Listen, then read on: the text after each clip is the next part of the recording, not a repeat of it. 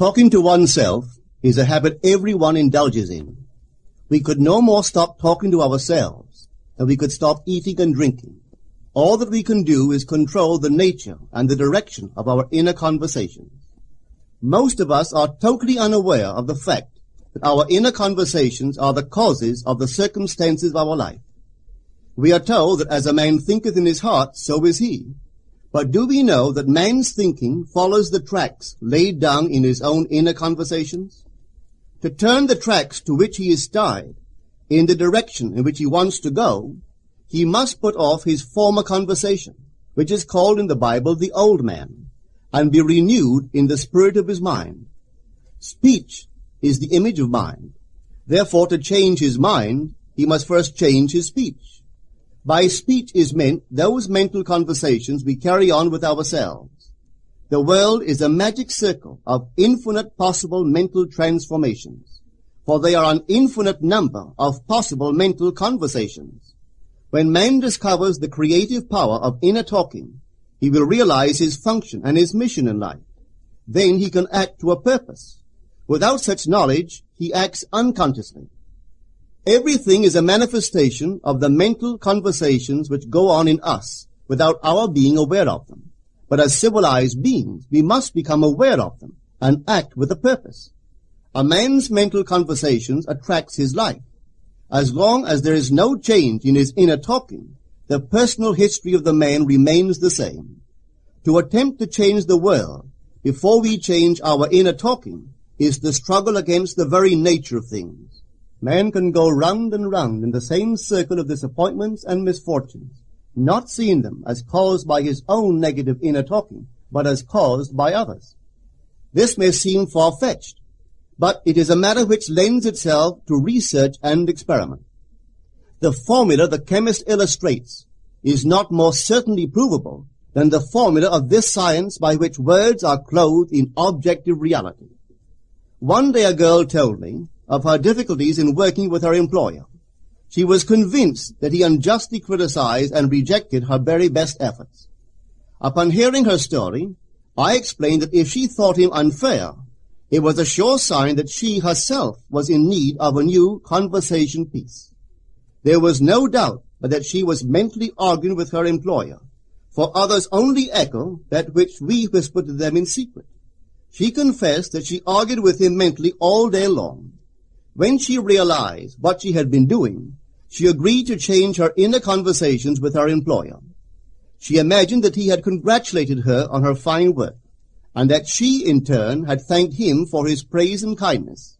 To her great delight, she soon discovered that her own attitude was the cause of all that befell her. The behavior of her employer reversed itself. It echoed, as it had always done, her mental conversations with him. I rarely see a person alone without wondering to what conversation piece is he tied. On what mysterious track is he walking? We must begin to take life consciously, for the solution of all problems lies just in this. The second man, the Lord from heaven in all of us, is trying to become self-conscious in the body, that he may be about his Father's business. What are his labors? To imitate his Father, to become master of the Word, master of his inner talking, that he may mold this world of ours into a likeness with the kingdom of love. The prophet said, "Be ye imitators of God as dear children." How would I imitate God? Well, we are told that God calls things that are not seen as though they were seen, and the unseen become seen. This is the way the girl called forth praise and kindness from her employer. She carried on an imaginary conversation with her employer from the premise that he had praised her work, and he did. Our inner conversations represent in various ways the world we live in. Our individual worlds are self-revelations of our own inner speech. We are told that every idle word that men shall speak, they shall give account thereof.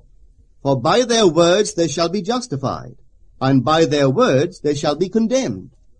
We abandon ourselves to negative inner talking, yet expect to retain command of life. Our present mental conversations do not recede into the past as man believes.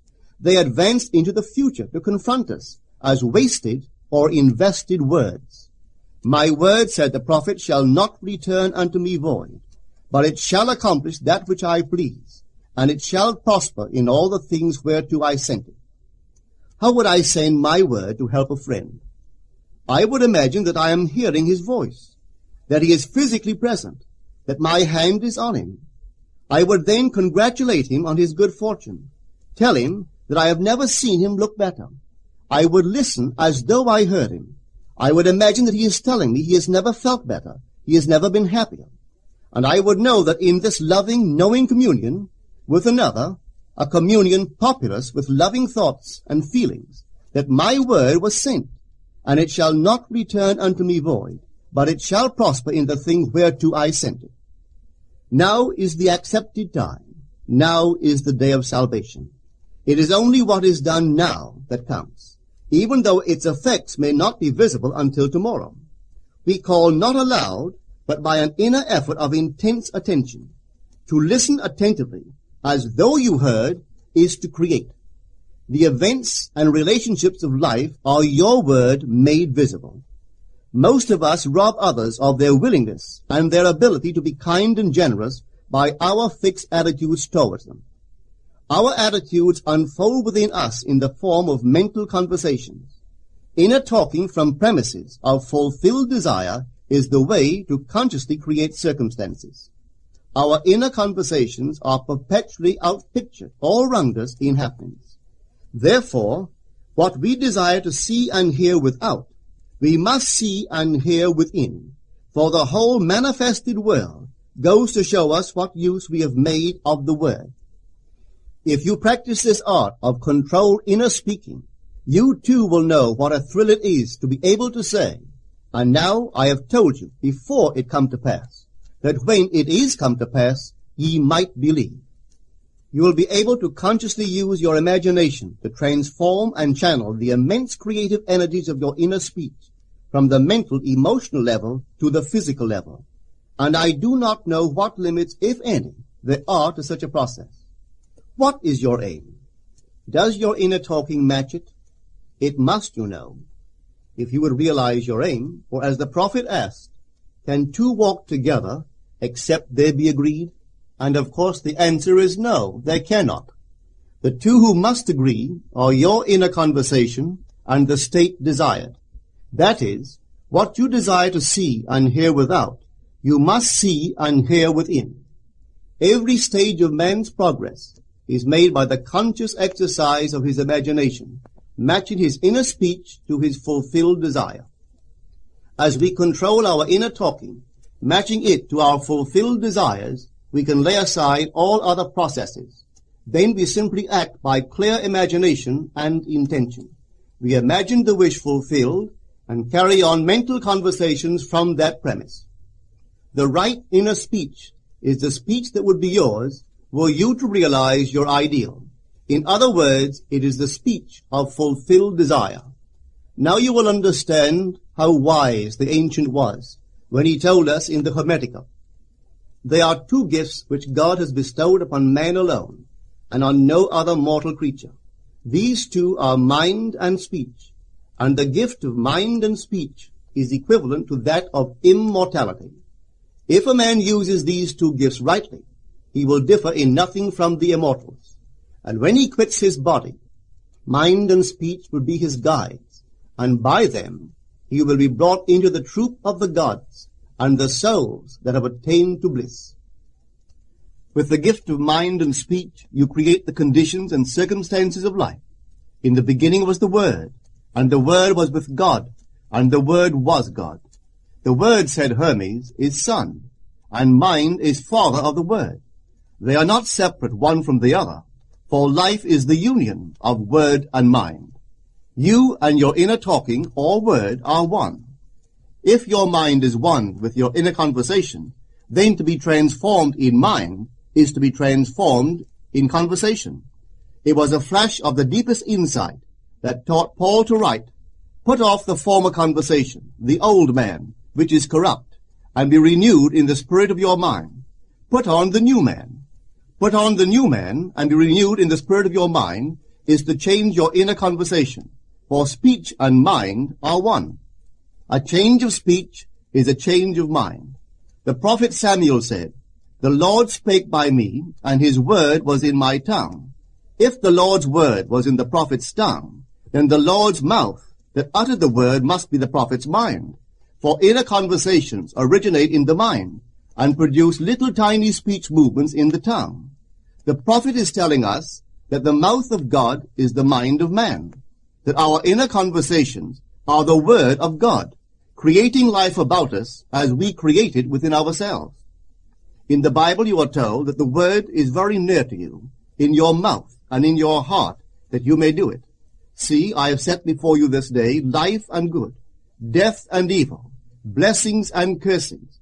Choose life.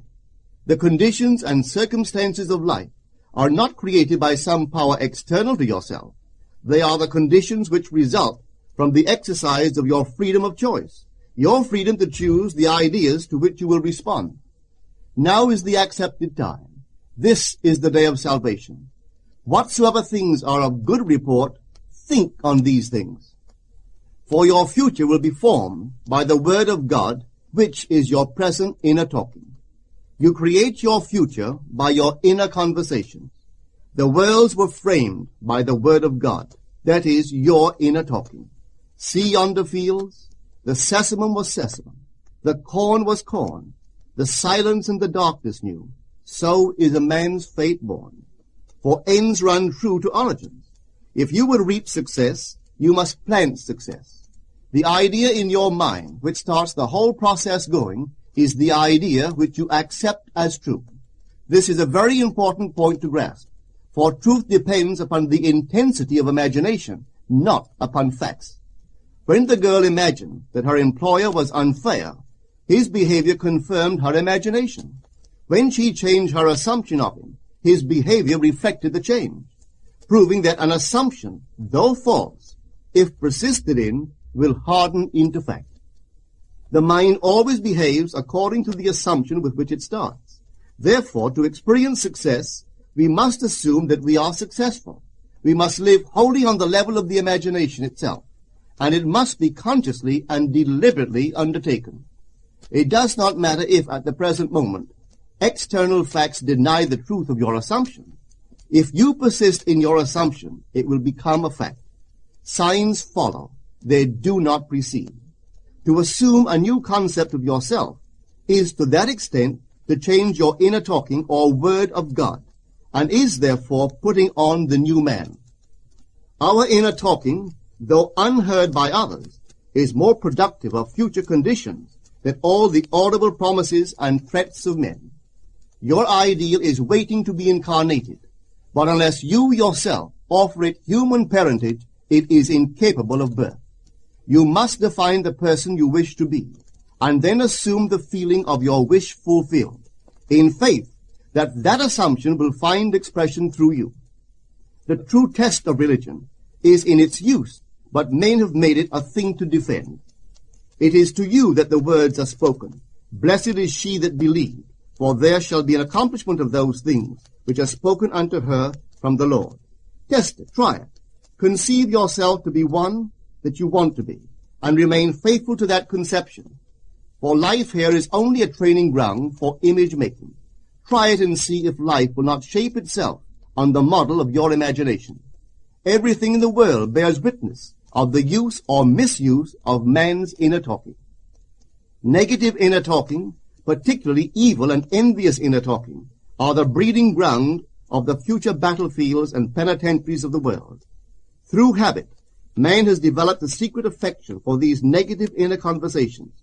Through them he justifies failure, criticizes his neighbors, gloats over the distress of others, and in general pours out his venom on all. Such misuse of the word perpetuates the violence of the world.